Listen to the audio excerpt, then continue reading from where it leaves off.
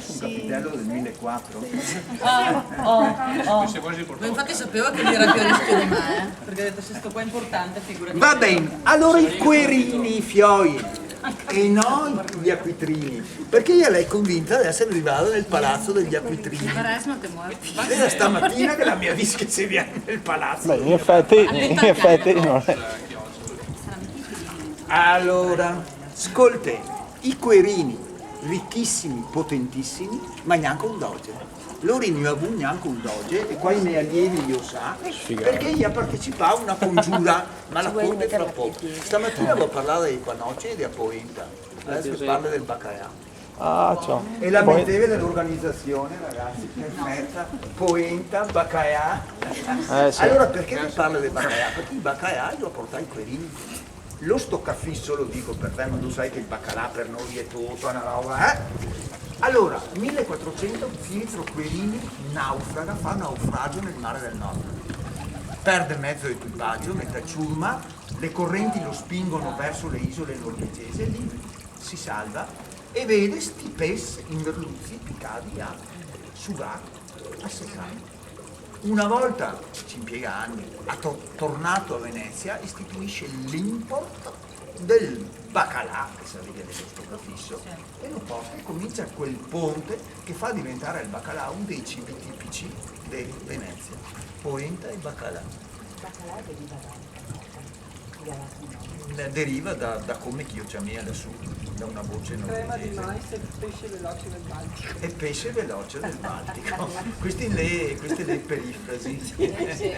Allora, neanche un doge perché gli aveva partecipato alla congiura di Baiamonte e Tiepolo 1310. No, sai, mortale. Oh là, la sapevi quella della vecchia del nord. Vabbè, Sa, Allora, chi che conta? lei è più famosa del Mario. bella. Dai, chi che conta la congiura della vecchia del nord? No, cosa la sa, non esiste. Lui, qualche d'uni che non lo l'ha sai, scritto, no? tu Valentina non Me la la sai. ricordo. Non te la ricordi. Chi la sa tu? Franco, la vecchia del notaio.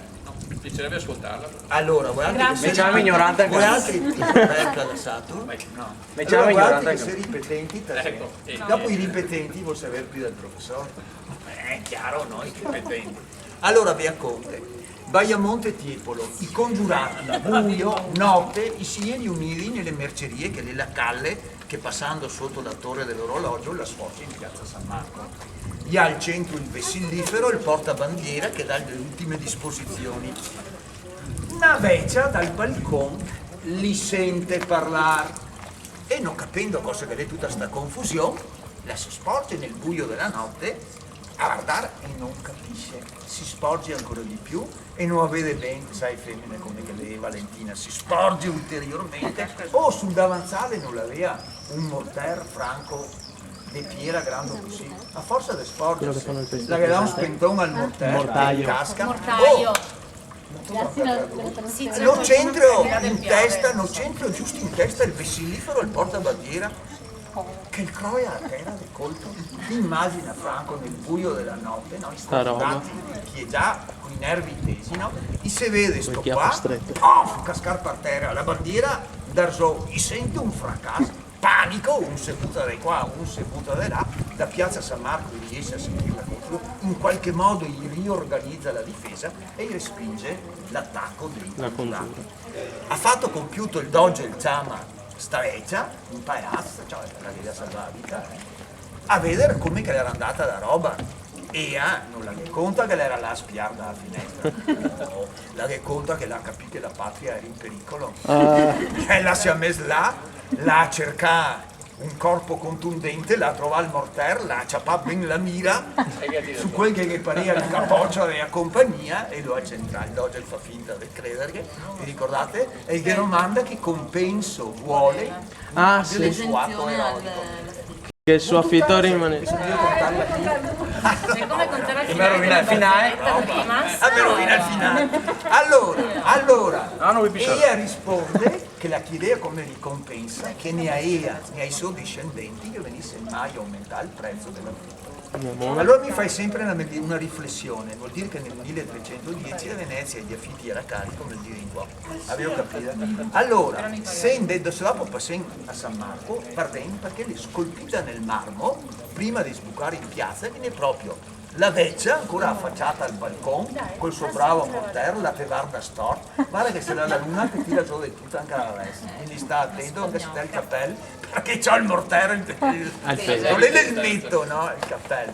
Allora la vecchia del mortello stava fatto che i nostri acquitrini, avendo partecipato alla congiura, mia Pippo desta d'oggi in famiglia, ma io avevo tanti schei, tanti schei anche allora. Ma tanti sarebbero. Allora, non altro, le cose io che vedendo sto palazzo, vedendo soltanto un piano, è il secondo piano nobile, vedendo, perché il primo piano nobile lo occupava la biblioteca, il secondo piano nobile era un appartamentino, l'appartamentino dei due sposetti che hanno anche mi interessa da vicino.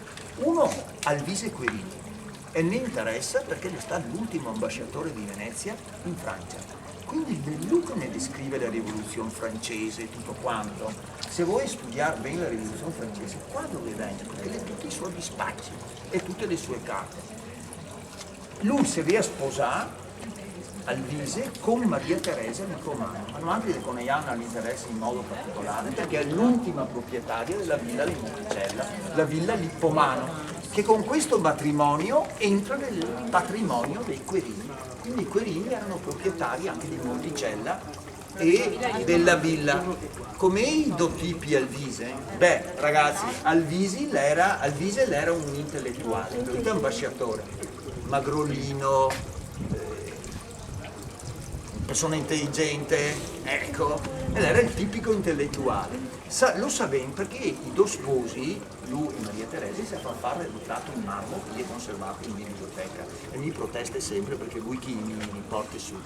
Allora, l'Utio vede proprio tutto finette, magrolino, dedicato ai libri, dove vedere il ritratto di Maria Teresa. Fioi, avevo presente un campo dog. E Maria Teresa Lippomano, pensi che lo scultore, pensi che lo scultore, per farne capire che lei è una femmina, e gli ha scolpito in testa una cuffietta con i merli di Uran, per dice, un campo dog, non è una femmina. E lui gli ha messo in testa la cuffietta, allora ti capisci che lei è una femmina. È molto tendibile, però l'ha avuto Fioi, quindi se maschio o femmina, il figlio sta l'ultimo dei Querini, che si è iscritto nell'800, gli fa la fondazione. Per cui, sì, allora, non hanno di avere un appartamento, Fioi, che lui lei del 500, ma loro come tutti i sposetti, loro si sposano nel 1790, io ho ristrutturato la moda, era la moda, la vedete dopo. Però secondo me la mente che ha guidato tutto il restauro che i sposini vuol farlo quando cliente di una casa nuova, le qui di Maria Teresa, cioè del Cambucao. Beh, se era brutta almeno qualcos'altro doveva avere, no? Deve avere allora l'appartamentino. Mi penso che con l'IMU gli varia qualche problema. Però? Allora, ascolti, le un appartamentino, però adesso è un museo. Allora io ho una regola fissa nei musei che è sacrosanta. Nei musei si guardano tre cose, 1, 2, 3, poi si esce. Non si fa scolpacciate, non si fa l'indigestione, non si va fuori da un museo dicendo che bello ma che perde mai, si va fuori da un museo dicendo che bello tutto male. Quindi si guarda 1, 2, 3 robe, dopo si va via che tanto Venezia è quando fuori. Quando che le gambe protesta perché non si può sentarsi anche qua, di tutti i mobili antichi, si presenta Sara da Merolina, ecco, e quando che sei stufi, Le bracciotte. Che occhiaccio! vieni via, tu capisci Sara? Non sta a sentarti da nessuna banda, va bene? Va bene. Perché qua le danni, tocca fare un muto per Ecco, sistemare. ti dico.